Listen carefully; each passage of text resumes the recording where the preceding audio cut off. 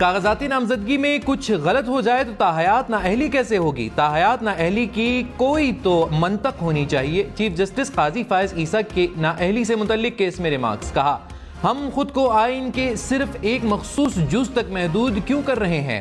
کہا گیا کہ عام قانون سازی آئینی ترمیم کا راستہ کھول سکتی ہے۔ اس کا کیا مطلب ہے کہ ہم اپنی مرضی سے جو فیصلہ چاہیں کر دیں؟ کیا ہمارے پارلیمان میں بیٹھے لوگ بہت زیادہ سمجھدار ہیں؟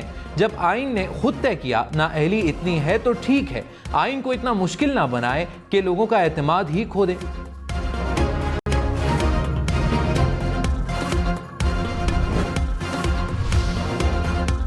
جسٹس منصور علی شاہ نے کہا، کیا قانون سازی سے ڈکلیریشن پر نااہلی کی مدت متعین کی جا سکتی ہے؟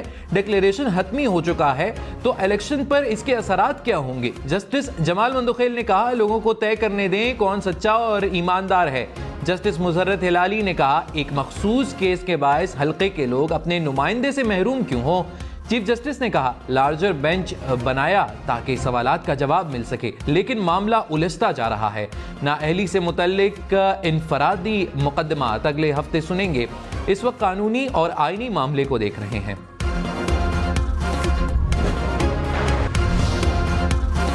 نواز شریف کے مانسہرہ سے کاغذاتی نامزدگی کے خلاف درخواست پر سماعت 8 جنوری تک ملتوی۔ الیکشن ٹریبیونل ایبٹ آباد کے مطابق اہلیت کا کیس سپریم کورٹ میں زیر سماعت ہونے کے باعث فیصلے کا انتظار ہے۔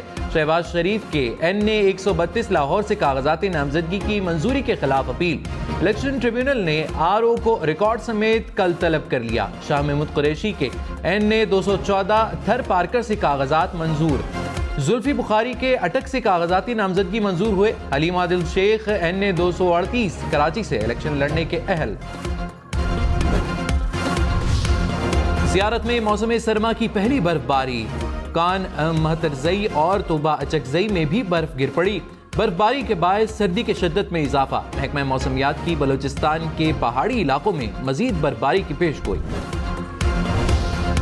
بلوچستان اور سندھ کے کئی علاقوں میں بادل برس پڑے۔ کوئٹہ، چمن، نوشکی، مستونگ اور پشین میں بارش۔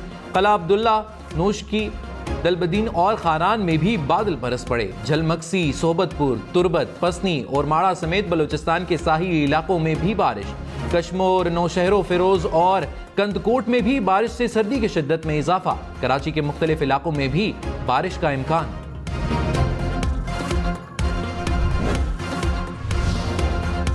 پنجاب اور خیبر پختونخوا کے میدانی علاقوں میں شدید دھند معمول بن گئی۔ ماہرین موسمیات کے مطابق دسمبر میں بارشیں اوسط سے 90% تک کم ہوئیں۔ طویل خشک موسم سے دھند کا پھیلاؤ غیر معمولی طور پر بڑھا۔ جنوری میں بارشوں کے 2 سسٹمز بن رہے ہیں۔ امید ہے دھند میں کمی ہوگی۔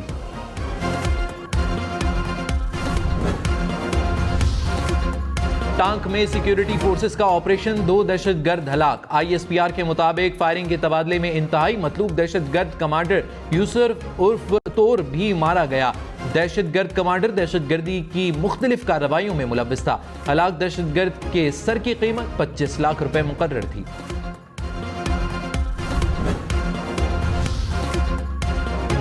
لاہور کے علاقے اچرا میں گھر میں آگ بھڑک اٹھی، 4 بچے جاں بحق۔ ریسکیو کے مطابق کمرے میں جلتے چولہے کے باعث آگ لگی۔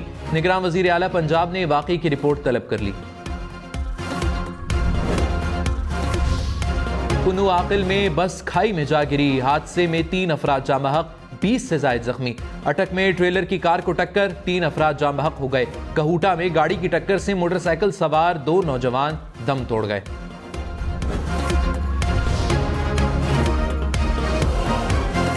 حماس کے ترجمان ڈاکٹر خالد القدومی کی سینٹ آف پاکستان آمد۔ اجلاس کی کارروائی دیکھی۔ پاکستانی سینیٹرز نے حماس کے رہنما کو خوش آمدید کہا۔ سینیٹر مشاہد حسین شاہ نے کہا، پاکستان مکمل طور پر فلسطین کی حمایت کرتا ہے۔ میں فلسطین کو بتانا چاہتا ہوں، حکومت پاکستان، عوام اور پاک فوج فلسطین کی آزادی تک ان کے ساتھ ہیں۔ غزہ میں اسرائیلی بربریت، 24 گھنٹے میں مزید 125 فلسطینی شہید۔ اسرائیلی فورسز کی اقوام متحدہ کی پناہ گاہ سمیت بیشتر مقامات پر بمباری۔ رفح کی رہائشی عمارت پر بمباری میں 6 فلسطینی شہید۔ العمل اسپتال کے اطراف مسلسل تیسرے روز فضائی حملے۔ غزہ کے اسپتالوں میں زخمیوں کی تعداد بڑھنے لگی۔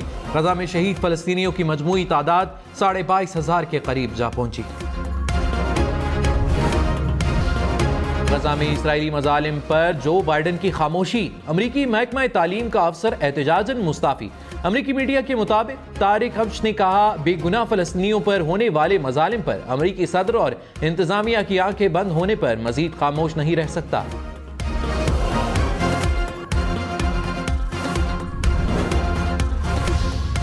5 جنوری عالمی برادری کو وعدے یاد دلانے کا دن۔ دنیا بھر میں کشمیری یوم حق خود ارادیت منا رہے ہیں۔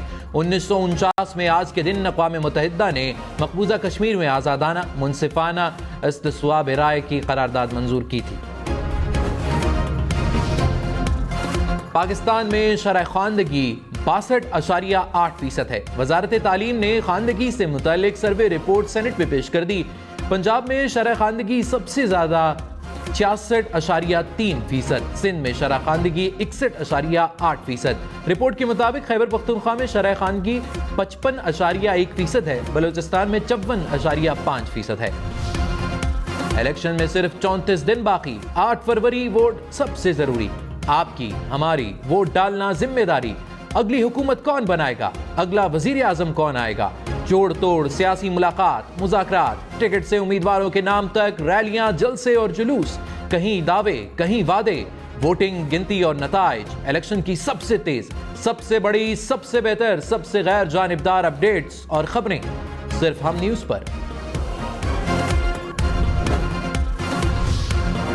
پیپلز پارٹی کے بانی چیئرمین ذوالفقار علی بھٹو کا 96واں یوم پیدائش۔ سابق صدر آصف زرداری نے کہا قائد عوام نے ٹوٹے اور تباہ حال پاکستان کی دوبارہ تعمیر کر کے قوم کو آئین دیا۔ ذوالفقار علی بھٹو کا نظریہ اور افکار پیپلز پارٹی اور کارکنوں کے لیے مشعل راہ ہیں۔ بلاول بھٹو نے کہا قائد عوام کا ہر قدم قوم کے لیے اہم مساسہ ہے۔ غربت، بے روزگاری اور معاشی بدحالی ختم کرنے کے لیے منشور روٹی، کپڑا اور مکان پر عمل کیا جائے۔ امریکی ریاست آئیووا کے اسکول میں فائرنگ، 1 طالب علم ہلاک، 5 زخمی۔ پولیس کے مطابق حملہ آور بھی مارا گیا۔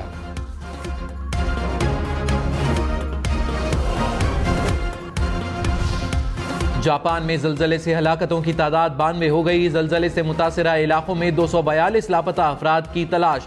لینڈ سلائیڈنگ کے باعث سڑکیں بلاک ہونے سے کئی افراد پھنس گئے۔ سرد موسم اور بارشوں کے باعث ریسکیو آپریشن میں دشواری۔